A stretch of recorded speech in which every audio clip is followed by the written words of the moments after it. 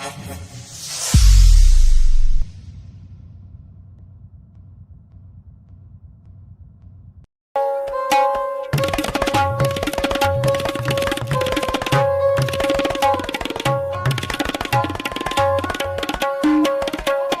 जैसा आपने बताया कि आप 20-22 घंटे प्रैक्टिस किया करते थे और आपने की भी, और आपकी सफलता का राज मेहनत, मेहनत और सिर्फ मेहनत है।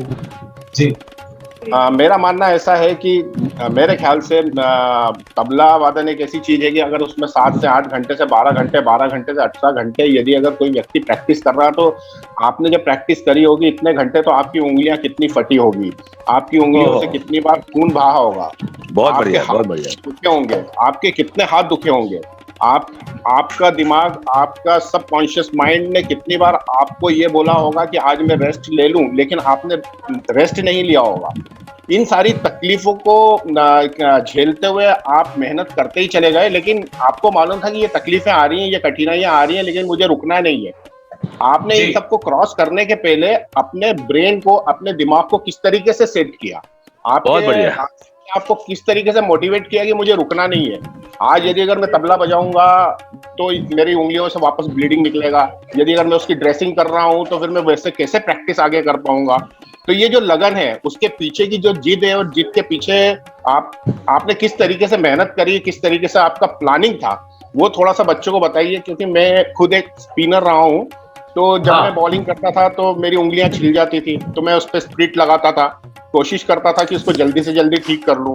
तो आप थोड़ा सा बताइए कि किस तरीके से आप ब्रेन को किस तरीके से सेट किया आपने, वो अपने क्या बोलते हैं, अपनी छोटी मोटी या बड़ी उंगलियों के कट से किस तरीके से लड़ाइयां लड़ी होगी, तब जाकर के अब आपकी उंगलियां मालूम है घंटों तक प्रैक्टिस करती है। जी बिल्कुल। कि जैसे देवेंद्र सर ने बताया कि स्पिनर का जो बता रहे थे ना कि स्प्रिट लगा के और ये करते हैं, ये मैंने भी देखा है देवेंद्र सर को और हिरवानी सर को, कि कैसे वो मैच चल रहा है, रणजी ट्रॉफी मैच है, अगले दिन बॉलिंग करनी है, और वो रात भर वो स्प्रिट के उसमें एक बॉटल या एक डब्बी होती थी, उसमें डाल के बैठे रहते थे ताकि वो पूरा बर्न हो जाए, उसको पूरा बर्न कर देते, जला देते थे, ताकि कल फिर बॉलिंग कर पाए। तो ये जो देवेंद्र सर ने बोला, ये बहुत इंपॉर्टेंट है। या हितेन भाई,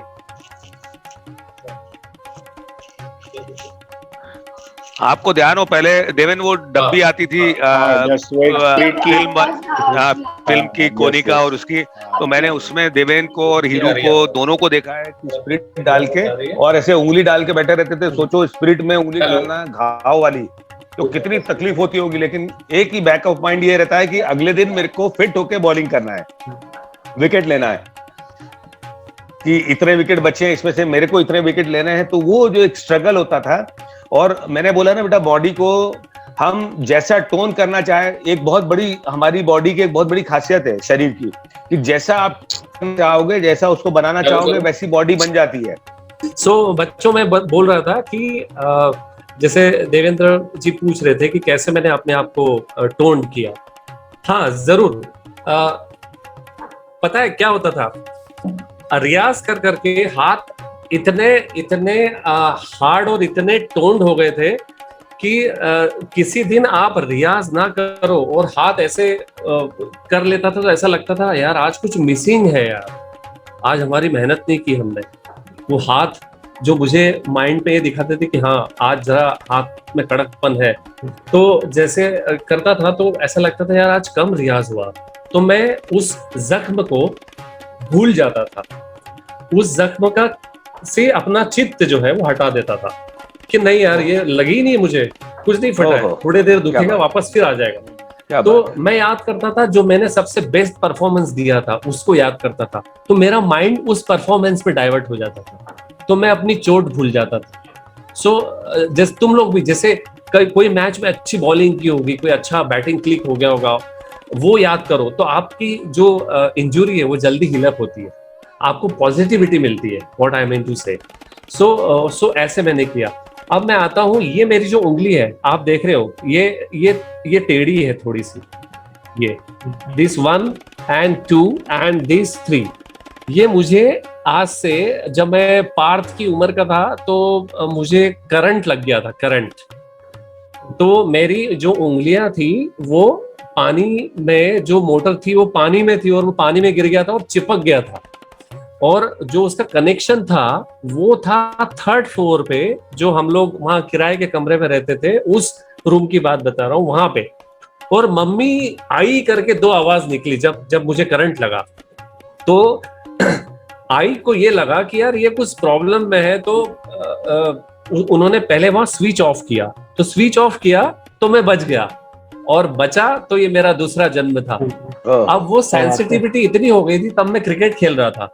तो ये उंगली थी, ये उंगली, तो यहाँ पे जैसे टच होता था तो यहाँ से ब्लड होता था, इतनी सेंसिटिव हो गई थी, ग्लव्स वगैरह सारे रेड हो जाते थे। ये फिर मैं धीरे धीरे उसको हील अप किया, है ना। रियाज तब आने में एक टाइम लग रहा था, क्योंकि बहुत बड़ी इंजरी थी वो। कर करके फिर आई स्टार्टेड अगेन। फिर जो टर्निंग पॉइंट था वो वहां से शुरू हुआ कि अरे यार कैसे इसको करना है। तो वो जो चोट थी वो धीरे धीरे धीरे भूल कर मैं जब तबले में एंटर हो गया, तो मुझे पता ही नहीं लगा कि मुझे इतनी बड़ी इंजरी हुई थी। और लोग आज बोलते हैं, दोस्त बड़े पास है यार, जिस उंगली में करंट लगा था उस उंगली से करंट जैसा करंट पास हो रहा है अभी। मैंने कहा नहीं, कोई करंट वरंट नहीं है, ईश्वर ने आज मुझे आज आप जैसे लोगों के साथ बात करने का मौका दिया, तो यही बहुत बड़ी बात है देवेंद्र भैया। तो ऐसे मैंने अपने आप को पॉजिटिव किया हमेशा, ऑलवेज। देखो यही होता है कि मैं कह रहा था कि हितेन सर को जो ध्यान से सुनना है वो यही है कि हितेन सर कोई एलियन नहीं है, या मंगल से नहीं आए हैं, या कहीं और किसी ग्रह के नहीं है, या आपके ही पड़ोस के हैं, आप ही के साथ के हैं। लेकिन एक थॉट प्रोसेस है जो उनको अलग बना गया, जो उनकी मेहनत है उनको अलग बना गई है। सबसे जरूरी होता है थॉट प्रोसेस। बिल्कुल, ये थॉट प्रोसेस जो था उन्होंने हितेन, ऐसा नहीं है हितेन भाई के साथ के बहुत सारे बच्चे होंगे जो साथ के, और हो सकता है कि जब साहब के पास होंगे तो बहुत सारे ऐसे बच्चे होंगे जो उस समय हितेन भाई से ज्यादा टैलेंटेड होंगे। बिल्कुल। लेकिन हितेन भाई का कमिटमेंट, उनकी मेहनत और उनको जो एक डिवोशन, डेडिकेशन था, जिसने उनको उन बच्चों से बहुत ऊपर बना दिया। तो अब बच्चों को, किसी को अगर हितेन भाई से कुछ पूछना हो तो पूछो बच्चों। मैं चाहता हूं कि इंटरेक्शन हो, तुम लोग भी पूछो। सर, बहुत अच्छा। हाँ बेटा। I would ask a question that, sir, you had also failures. So how had you handle your failures? Oh, very good, very good, very good.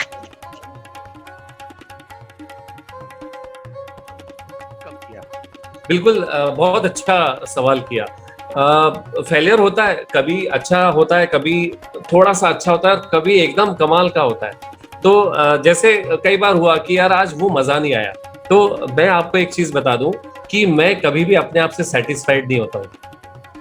मैं किसी भी परफॉर्मेंस में जब परफॉर्म करने जाता हूँ तो मैं कभी भी सेटिस्फाइड नहीं होता हूँ। हाँ, कभी ऐसा हुआ, आज ऐसा लगा कि यार आज यहाँ थोड़ा कम हुआ मामला, जरा कुछ जमा नहीं। तो मैं जब घर आता था तो उस पर सोचता था कि आज मुझे कहाँ, किस नजर से जाना चाहिए था और वो नहीं हो सका। उसके बारे में आकर तुरंत वो जो उस समय मेरे साथ हुआ था वो घर पे मैं क्रिएट करता था कि मैं यहाँ पे था आज और मुझे यहाँ परफॉर्म ये करना चाहिए था, लेकिन यार बात यहाँ चली गई। तो वापस मैं आके खाकर सो नहीं जाता था बच्चों। You take my point. मैं जब भी, अच्छा आपको एक चीज बताऊं, म्यूजिक में आप जितना सुनते हो उतना जल्दी कम बैक करते हो। आपकी सीखने की टेंडेंसी होनी चाहिए बस, ऑल द टाइम। तो मैं अपने आप को समझाता था, अच्छा है यार ये गलती ये आज ऐसी हो गई, तो आज मुझे ये परफॉर्म करना चाहिए था, चलो कोई बात नहीं, नेक्स्ट टाइम। तो वो उस गलती को मैं वही रिपेयर कर देता था कि यार मुझे यहाँ ये करना चाहिए था। तो वो वहीं पे मैं अपने आप को बूस्ट अप फील करता था, यार ठीक है यार, ओके, थोड़ा माइंड को भी रिलैक्स करना चाहिए थोड़ा, लेकिन कभी भी ओवर कॉन्फिडेंस में नहीं आना चाहिए। उस चीज को आप सीख के कि मेरे से क्या गलती हुई वो अब रिपीट नहीं होगी, ये कमिटमेंट मैं हर गलती पे अपने आप से करता था और मैं कम बैक करता था। Very good, very good. Anyone, और कोई बच्चा पूछना चाहता है? ये वाला ना, हाँ, ये पूछ रहा है when both the things tabla and cricket going hand in hand, but obviously the time comes when you have to choose one in same way. बहुत अच्छा सवाल है. Till 12th you can with both studies and cricket, but after the class 12 you have to choose one of your professional. अच्छा है, किस बच्चे ने लिखा है मुझे? जैन साहब. पेरेंट है क्या कोई? मैं समझ सकता हूँ उनका सवाल और मैं एक जवाब देता हूँ. सर, आप देखिए, जैसे कोई बच्चा बोलता है ना कि मैं बहुत पढ़ाई है यार, और तो मैं एक ही सवाल करता हूँ, क्या तुम 24 घंटे पढ़ते हो? यदि तुम 24 घंटे पढ़ते हो और तुम्हारा पढ़ाई टशन है तो तुमको दूसरी चीजें फिर दिखनी ही नहीं चाहिए. तो यदि आप दोनों चीज करना चाहते हो तो दोनों अटेंड हो सकती है बिकॉज ऑफ टाइम मैनेजमेंट. आपको टाइम मैनेज करना है कि यार चलो आज मेरे पास ये टास्क है और 8 ही घंटे हैं, और उस 8 घंटे में मुझे ऐसा परफॉर्म करना है कि मैं अपने आप के लिए भी समय निकालूं और परिवार के लिए. सो ये हो सकता है, कोई दिक्कत नहीं है. Till 12th if you can both studies, तो क्रिकेट और वो दोनों हो सकता है. मैं तो खेलता ही था, 12th किया तो I was playing cricket and tabla भी घर पे करता था, but tabla as a career नहीं बनाया था. व्हाट आई मीन टू से. और 12 तक तो आते आते देखो आपको इतनी, ये जो 2 साल का पीरियड जा रहा है लॉकडाउन में, बच्चों आप ये सुन लेना कि 2 साल आपको आगे की मेहनत करनी है. आज से 2 साल बाद आप कैसे दिखोगे, ये जिस दिन आपके व्हाट्सएप ग्रुप पर आएगा कि from tomorrow your academy will be starting, तो जिस समय पहली गेंद डलेगी लॉकडाउन के बाद, जब स्टंप गड़ेंगे, जब देव सर की एंट्री होगी, सारे कोचेस आएंगे, फिर वो मेले लगेंगे, फिर किडबैक, फिर रेलम पेल, टैक्सी से आ रहा है कोई, तो कोई पिताजी छोड़ने आ रहे हैं, तो किसी के दादाजी लेकर आ रहे हैं, और 5 गेंदें डिस्ट्रीब्यूट हो गई है और बैट्समैन आ गया बैटिंग करने के लिए और देव सर खड़े सामने. उस दिन जब पहली बॉल बच्चा खेलेगा तो ये नहीं लगना चाहिए कि यार 2 साल शरीर को आलस से भर दिया था और आज पता नहीं कमबैक करने के लिए आड़े टेढ़े हो रहे. वो ही करंट जो आप छोड़ के गए थे लास्ट नेट पे, वो मैं चाहता हूँ बच्चे लोग, जब ये शुरू होगा तो आप में दिखना चाहिए. बहुत इंपॉर्टेंट है, इसमें मैं ऐड करूंगा एथिन भाई कि कल मैंने आपसे बोला था my time is my responsibility. My time is my responsibility. अब ये है कि मेरा समय ही मेरे को ऊपर लेके जाएगा. Time management is very important. चलो एक रिपीट करते हैं. सबसे पहला क्या था? Achieving your desire. हाँ, achieving my desire is my responsibility. Second one is The quality of work is my responsibility. Third is communication. Quality of communication is my responsibility. Fourth one is quality of behavior. My behavior is my responsibility. My time is my responsibility. And last one, my values is my responsibility. And last one and most important, my happiness is my responsibility. तो कल हमने यही बात की थी. अब time factor is very important. अब जैसे मैं भी कुछ जैन साहब ने जो पूछा है, इस समय तक आते आते हमको हम डिसाइड करने की स्थिति में आ जाते हैं. 12 तक जब आप आ जाते हो तो डिसाइड करने की स्थिति में आ जाते हो कि whether I want to be a cricketer और whether I want to be a academic उसमें. और तो दोनों में माइलस्टोन नहीं है. देखिए हर चीज की अपनी अपनी एक अलग चीज है. आपका अचीव करने के लिए sky is the limit for you. या आप ऐसा नहीं है खेल रहे हैं तो आप वो अचीव नहीं कर सकते जो आप पढ़ के कर सकते हो. तो सबसे इंपॉर्टेंट है कि उस स्टेज पे आके एक डिसाइड फैक्टर आ जाता है कि वहां करने की पोजीशन में आ जाते हैं कि whether to shift to cricket और whether to shift to academy. So लेकिन दोनों का कॉम्बिनेशन कोऑर्डिनेशन बना के रखना है. पढ़ाई बहुत जरूरी है क्योंकि पढ़ाई ही एक ऐसी चीज है, नॉलेज एक ऐसी चीज है जो आपको क्राइसिस में काम देता है. आज इस क्राइसिस में भी आपका नॉलेज ही आपको काम देगा. आपको आप में अगर समझ होगी, आप में नॉलेज होगा, तो आपका मेंटल टफनेस बढ़ेगी, आपका फिजिकल टफनेस बढ़ेगी, आपका लड़ने की क्षमता बढ़ेगी। तो नॉलेज कभी कम नहीं होता, नॉलेज इज एज इम्पोर्टेंट, मैं एज नहीं, मैं तो उसको बहुत ऊपर रखूंगा। तो आपको आज अगर सचिन तेंदुलकर ने 10th तक पास किया है ना, 10th के बाद छोड़ दिया उसने, 10th भी नहीं किया उन्होंने, लेकिन जब वो बात करते हैं तब आपको उनकी डेप्थ मालूम पड़ेगी। जब उन्होंने रिटायरमेंट स्पीच दी, आप सबने सुनी होगी, और नहीं सुनी हो तो यूट्यूब पे जाके या गूगल पे सर्च करना, सचिन तेंदुलकर की रिटायरमेंट स्पीच है। यस यस, क्या बोला है उस आदमी ने, आपको देख के लगेगा कि यार अच्छे पढ़े लिखे लोग भी उसके सामने फीके पड़ जाते हैं।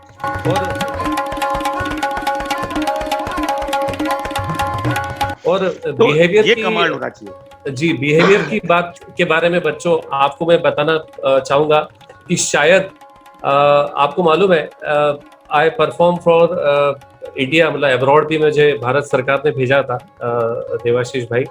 तो जब हम परफॉर्म करने गए थे तो वहाँ मुझे पता ही नहीं था कि अच्छा हमारा परफॉर्मेंस हो गया, सब बढ़िया, हमारा बहुत अच्छा रिस्पॉन्ड मिला हमको। सारे कुछ जो एम्बेसडर्स थे अलग अलग कंट्रीज के, कनाडा, ऑस्ट्रेलिया, अमेरिका, जापान, सारे एम्बेसडर्स पर्सनली आके मुझसे मिले और मुझे तबले के बारे में पूछा, अपनी कल्चरल जो एक्टिविटीज है, हमारी जो ट्रेडिशन है उसके बारे में बातचीत की। ये सब हो गया, हम लोग इंडिया आ गए, साल भर गुजर गया और एक दिन अचानक एक फोन आया गृह मंत्रालय से कि आपको प्रधानमंत्री नरेंद्र मोदी जी के सामने परफॉर्म करना है। ओहो ग्रेट। ये कब आया, जब मैं पिताजी का श्राद्ध घर में कर रहा था बच्चों। तो मैं श्राद्ध कर रहा था और पिंड को ऐसे पूजा करके, और उतनी देर में फोन आया। तो पंडित जी भी बोले कि साहब कोई जरूर अच्छी खबर होगी, आप थोड़ा डिले कर लेते, आप थोड़ा देख लीजिए। तो मैंने उठाया, तो फलाना फलाना आपको यहाँ परफॉर्म करना है और ब्राजील के राष्ट्रपति आ रहे हैं वो, और मोदी जी के सामने परफॉर्म करना है। ठीक है, ग्रेट। अब मैं पहुंचा दिल्ली, मेरी सब चेकिंग हो गई। तो मैंने ऑफिशियल से पूछा, सर मुझे बड़ी खुशी है कि आज गिनती के 40 लोग हैं, मोदी जी सामने बैठेंगे, बिल्कुल जितना मैं स्क्रीन पे दादा को देख रहा हूँ इतनी ही दूरी होगी, ज्यादा से ज्यादा, थोड़ी सी ज्यादा। तो ये हुआ कैसे, मतलब हमारा नाम किसने सजेस्ट किया? बच्चों लोग ये अंडरलाइन करना, बिहेवियर की बात कर रहा हूँ। तो बोले सर आप लाओस कंट्री गए थे? मैंने कहा हाँ सर।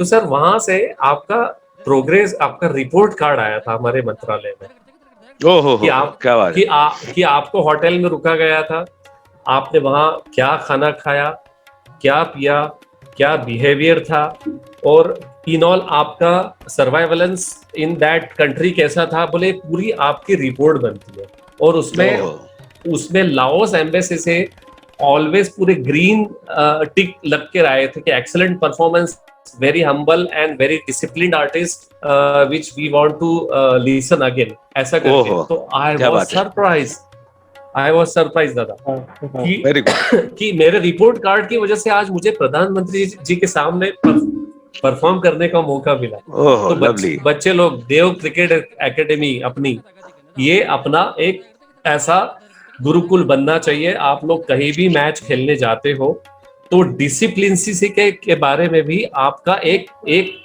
जिसको बोलते हैं ना कि एक लैंडमार्क, अरे यार क्या डिसिप्लिन बच्चे, यार कितनी अच्छी बात करते हैं, आपस में कितना टीम भावना से खेलते हैं। जी हिरेन भाई, अब फिर वापस मैं आता हूँ आप पे कि जब आपको प्रधानमंत्री भाई देश का सर्वोच्च नेता, क्या बात है, क्या बात है, बहुत बढ़िया।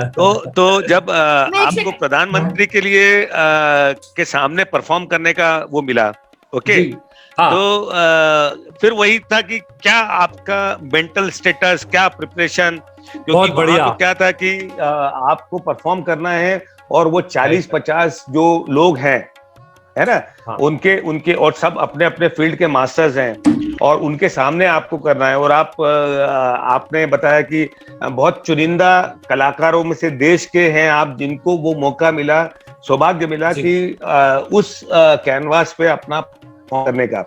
तो उस समय क्या आपका थॉट प्रोसेस था? जी। तो बच्चे लोग, अभी तक आपने जो भी हमारा टॉक सुना उसमें आप देखते गए कि मैंने अपने सारे फेजेस आपको जो लाइफ में आए वो शेयर किए। तो उससे आपने देखा होगा कि मेरा सीवी जो था वो स्ट्रांग होते गया, और अब आ गया हूँ प्रधानमंत्री जी के सामने जो परफॉर्म किए उसकी बात। हाँ देवाशीष दादा, बहुत अच्छा सवाल किया आपने। I was very surprise.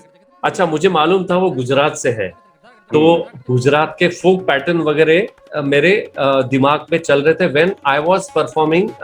कुछ दूसरा कंसेप्ट में प्ले कर रहा था, लेकिन बैक ऑफ द माइंड मुझे नेक्स्ट क्या परफॉर्म करना है कि जिससे वो भी इन्वॉल्व हो जाए, यू नो, कि वो भी मेरे साथ थोड़ा एक एक्सप्रेशन दे, मुझे कुछ लुक्स दे कि हाँ I am enjoying your tabla.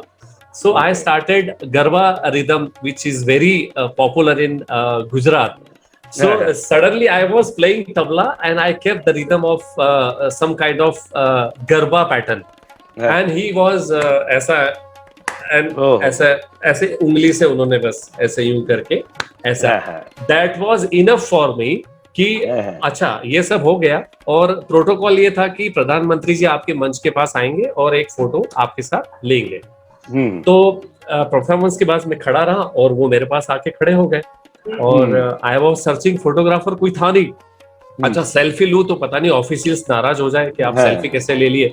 तो मैं भगवान से प्रे कर रहा था ये भगवान एक फोटो हो जाए. तो उन्होंने सिर्फ इतना ऐसे देखा और एकदम ऐसे. तो उतनी देर में फोटोग्राफर आया और उसने फोटो क्लिक किया और मुझे प्रधानमंत्री जी ने कहा कि हितेंद्र जी आपका तबला हमें अच्छा लगा. और मेरे साथ हमारे एक बड़े अच्छे सितार प्लेयर थे. पूरे इंडिया में से हम लोग 2 लोग गए थे. क्या बात है. तो डॉक्टर विकास भारद्वाज जी, उनका सितार और आपका तबला बहुत अच्छा पसंद आया. तो दैट वाज अ जर्नी. मैंने ये तय कर लिया था कि हम दोनों ने कि बेस्ट से बेस्ट बजाना है और सामने वाले के मन में झांक कर मुझे परफॉर्म करना है. कि आज मैं देवाशीष दादा को सुनाऊंगा तो मैं ये सोचूंगा कि आपको क्या अच्छा लगेगा. मुझे क्या अच्छा लग रहा है ये नहीं, आपको क्या अच्छा लगेगा ये सोचकर मैं परफॉर्म करूंगा. तो दोनों के मन एक हो जाते हैं, श्रोता और कलाकार दोनों संगीत में सराबोर हो जाते हैं. ओहो, बहुत बढ़िया.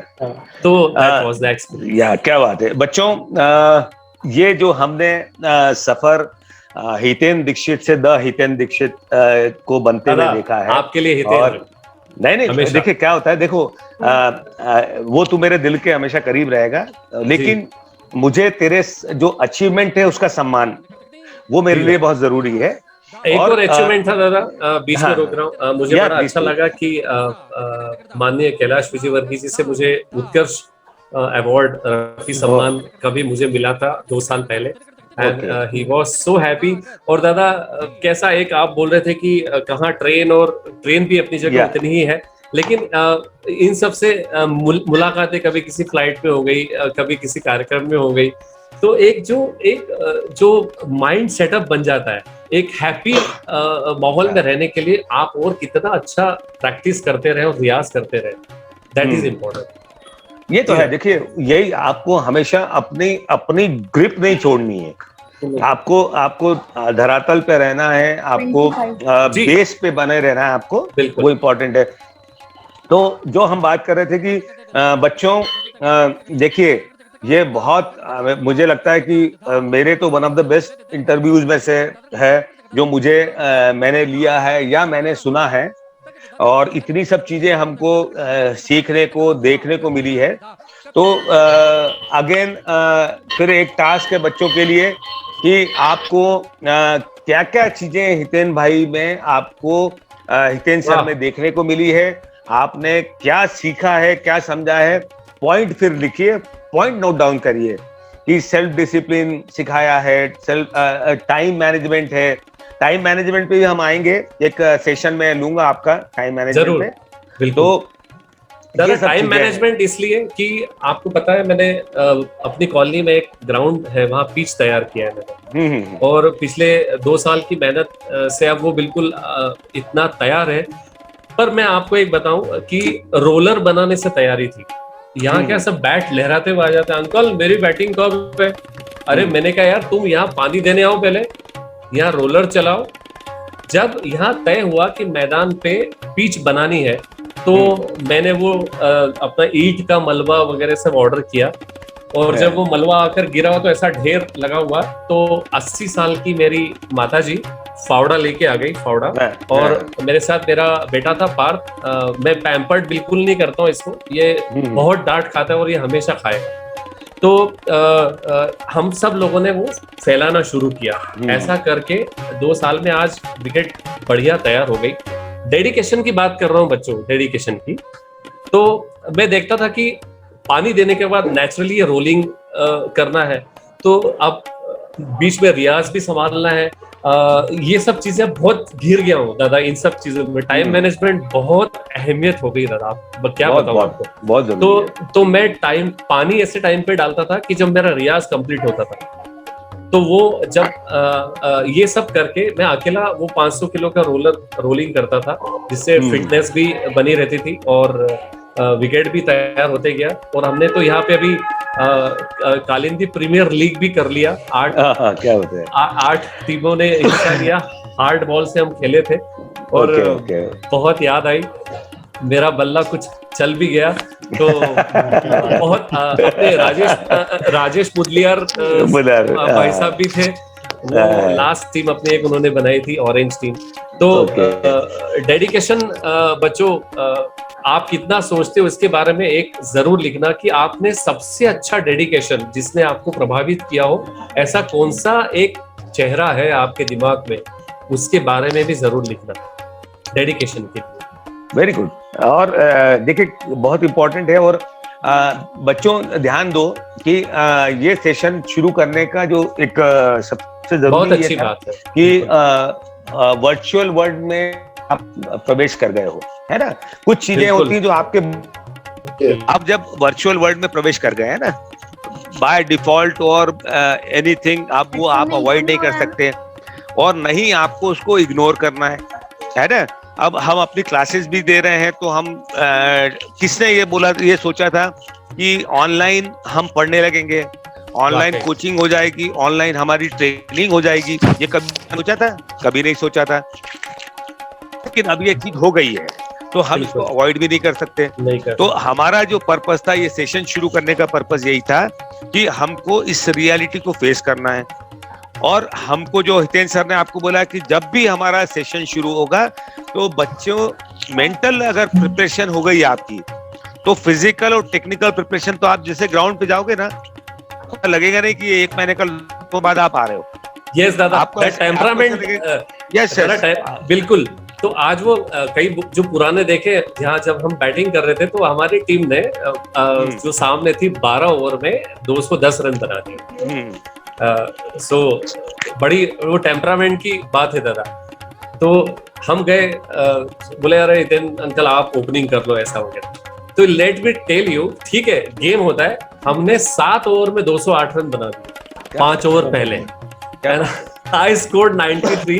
तो ये तो ठीक है, अपना कॉलोनी का मजा है, लेकिन I am telling you the temperament, जो जज्बात होते हैं ना, सबसे इम्पोर्टेंट है कि आप किसी भी जगह खेल रहे हो, किसी भी जगह हो, एक टेम्परामेंट होता है कि कहीं भी आप लूजर नहीं होना चाहते, है ना। बिल्कुल। तो मेरा सबसे बड़ी चीज है कि हमको इग्नोरेंस नहीं लाना है, हमको इसी के साथ अब आगे बढ़ना है, इसी के साथ प्रोग्रेस करना है, इसी के साथ अपनी टेक्निक को इनहेंस करना है। तो जब हम ये चीजें आ गई हैं, तो हम कमजोर नहीं होंगे, हम अपना सेल्फ प्रिपरेशन, फिर आ गया मैं सेल्फ पे, तो self preparation is very important. तो अब हम राजेश ब्रेक दें, एक्स्ट्राऑर्डिनरी मतलब सेशन, बहुत मजा आ गया, बच्चों को भी बहुत मजा आया होगा। और कल देवेंद्र सर भी एक सेशन लेंगे, तो राजेश सर टाई अप करेंगे उनसे। हम ये चाह रहे हैं कि जैसे राजेश सर मेरी बात हुई है कि अभी कुछ दिन हम यही मोटिवेशनल और इसी की बात करें, फिर हम टेक्निक पे भी आएंगे, वो भी प्रिपरेशन हमारी सब हो गई है। बट कुछ ऐसे एक दिन प्रियंका भी एक सेशन लेगी, बात करेगी बच्चों से, चारू भी है। तो हम इस तरह से आ रहे हैं कि फिर उसके बाद हम अपने टेक्निक और उस पे आएंगे, तो एक बड़ा अच्छा रिदम बनेगा और बच्चों को सीखने को मिलेगा। या राजेश या हितेन जी हाँ, बस बहुत अच्छा लगा बच्चों। और अपना ध्यान रखिए और लाइफ में एक बात जरूर ध्यान रखिए कि पढ़ाई को भी उतना ही महत्व दीजिएगा, जो देवाशीष दादा हमेशा बोलते हैं कि पढ़ाई अपनी जगह तो होनी ही चाहिए। आप उसमें डेडिकेट यदि है आप किसी भी वर्क के लिए, तो दोनों चीजें आप कर सकते हैं। It's a wonderful session with you, और कुछ क्वेश्चंस होंगे या वो कुछ समझ में नहीं आया लिख के होगा आपको बिल्कुल जरूर। कोई भी बच्चा पूछ सकता है। मैं अब राजेश को जी। रिक्वेस्ट करूंगा कि इतन भाई को थैंक्स नहीं करें। ये मैं भी एकेडमी का पार्ट हूँ। बच्चे लोग, नहीं, मेरा क्या बिल्कुल ड्रीम है है। मालूम है? मेरा ड्रीम ये था कि यार इस बार कहीं मैच होगा ना, तो मेरी गाड़ी में मैंने फ्रूट्स भर के लेके जाऊंगा जहां भी मैच होगा। तो फिर वहां आप लोगों को मैंने एक जूसर खरीदा है जो विदाउट इलेक्ट्रिक से वो करके निकलता है। मैंने कहा यार बच्चे लोगों को एक बूस्टिंग के, यार तुम बस एनर्जी चाहिए ना, ये लो जूस पियो, बट अपन दमदार 20 दिन बाद 25 आई एम सेशन शुरू होगा तो फिर अपन करेंगे। बिल्कुल, ये मेरा ड्रीम है कि मैं आप सबके लिए, और देखिए, I am a part of Dev's academy. देखिए एक चीज मैं बताऊं आपको, और पेरेंट्स भी यहाँ पे हैं। देव्स एकेडमी किसी एक की नहीं है, देव्स एकेडमी हम सब की है। इसमें जितना इम्पोर्टेंट कोचेस का है उतना ही इम्पोर्टेंट रोल पेरेंट्स का ही है। क्योंकि हम देव्स एकेडमी की बात करें तो हम सब किस्मत वाले हैं। और मैं हमेशा कहता हूँ कि ईश्वर ने आज मुझे इतना नवाजा है कि आज इतने बच्चे हैं मेरे, ये सारे बच्चे मेरे अपने बच्चे हैं। और मुझे ऐसा लगता है कि ये बच्चे हंसते हैं तो मैं हंसता हूँ, बच्चे दुखी होता है तो मैं दुखी होता हूँ। तो ये बच्चे मेरी जिंदगी का बहुत अहम हिस्सा हो गए हैं। वाकई दादा, सारे बच्चे हमेशा मैं भी इन बच्चों के बिना नहीं रह सकता, और मैं भी जानता हूँ कि ये बच्चे भी नहीं रह सकते। सही बात। ये सब चीजें, और इसमें जो पेरेंट्स का रोल है विच इज वेरी इंपॉर्टेंट। और मैं समझता हूँ कि ये जो बच्चे हमारे यहाँ से निकलेंगे वो सबके कंबाइंड एफर्ट से निकलेंगे। तो राजेश प्लीज। आप वहां बैठे, लेकिन मैं आपके साथ सेल्फी ले रहा हूँ। हाँ, ये भी हो सकता है ना। ग्रेट। यही वर्चुअल वर्ल्ड है। आप ये नए जमाने में आ गए हैं, आप प्रवेश कर गए नए जमाने में। ये सेल्फी हो गई, आप लोग वहां हैं लेकिन हमने सेल्फी ली। Very nice, thank you so much Rajesh sir. Yes, thank you दादा।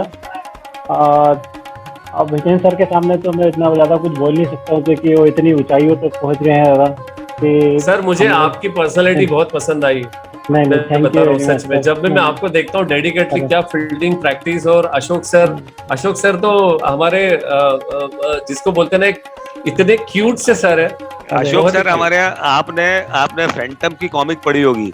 हाँ, उसमें तो उसमें एक कैरेक्टर है बाबा मोज।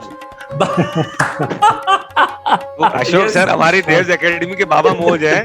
बिल्कुल, किससे सुनाते हैं, देखते हैं। बहुत ही बढ़िया, बहुत ही अच्छा लगा। मैं आपको बताऊं, बहुत ही अशोक सर का devotion. Yes, Ashok, Jogi and Abhishek, पूरी टीम, पूरी टीम एक्स्ट्राऑर्डिनरी टीम है। I am fortunate, I am happy कि मुझे ये सब मेरे साथी मिले हैं। दादा इतना एकेडमी मैं भी घूम कर आया हूँ, आपको तो सारा मैंने बताया क्या क्या। मैं ये खुद पर्सनली वॉच किया हूँ कि कोई भी बच्चा इग्नोर नहीं होता है वहाँ एकेडमी में अपने। यही हमारा देव्स एकेडमी कमाल है, ही उद्देश्य है कि हम कोशिश ये करते हैं कि 1-to-1 कोचिंग हो, या ऐसा किसी बच्चे को नहीं लगे कि आज मुझे कुछ कराया नहीं गया या मैं कुछ कर नहीं पाया हूँ।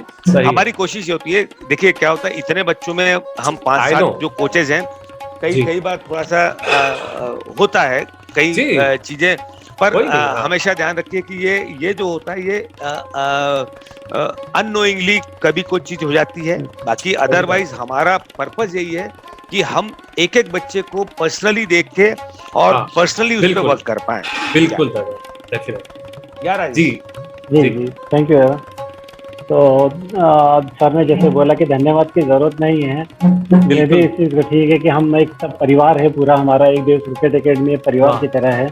लेकिन आज जो बच्चों ने सीखा है, जो अनुभव आपका बच्चों को मिला है, ये इतनी आसानी से नहीं मिलता है। और आपके जैसे कितने बड़े जो तबला वादक है, और आपका जो जर्नी चालू हुई है, जैसे दादा ने बोला है कि हितेन दीक्षित से लेके द हितेन दीक्षित तक की जो जर्नी है, ये जो जी। अनुभव बच्चों को मिला है, ये हम कितना भी पैसा खर्चा कर ले, कुछ भी कर ले, लेकिन ये इतनी आसानी से नहीं मिलता है। वेरी तो वेरी ट्रू राजेश। बच्चों को मैं यही बोलता हूँ कि जो हमने आज सीखा है इसको अपनी लाइफ में इसको अपनाएं और कुछ सीखें इससे। और हमको लगना चाहिए कि कुछ चेंज आया है, हम सर जी, से कुछ बिल्कुल। सीखा है हमने। तो आपके मना करने के बाद भी मैं आपसे माफ़ी चाहता हूँ, क्योंकि ये एक परंपरा रहती है कि धन्यवाद बोलना है। तो बहुत बहुत थैंक्स टू यू, धन्यवाद थैंक्स टू आपने। दादा and thanks to all of you really. और सभी बहुत चाहे ही सर जी जी राजेश सर, बीच में जी, डिस्टर्ब करना चाहूँगा जी जी जी। 1 मिनट के लिए सर। मुझे दीक्षित सर के बारे में ये तो जानकारी थी कि वो एक तबला वादक है, लेकिन इस स्तर के हैं मुझे ये आज मालूम पड़ा है कि इतने अनमोल रत्न हमारे पास में हैं और इतनी अच्छी चीजें इन्होंने आज हमें बताई कि जो आपने अभी बोला कि अपन कितना भी पैसा खर्चा कर लें या कितना भी कर लें उससे नहीं आज अचीव कर सकते। थैंक यू सो मच, तो मैं इसके लिए thank you, specially thank you and good night all of you and thank you for remembering. हम लोग जल्दी मिलेंगे नई ऊर्जा के साथ। बिल्कुल Yeah, बिल्कुल definitely. Yeah, definitely. ठीक।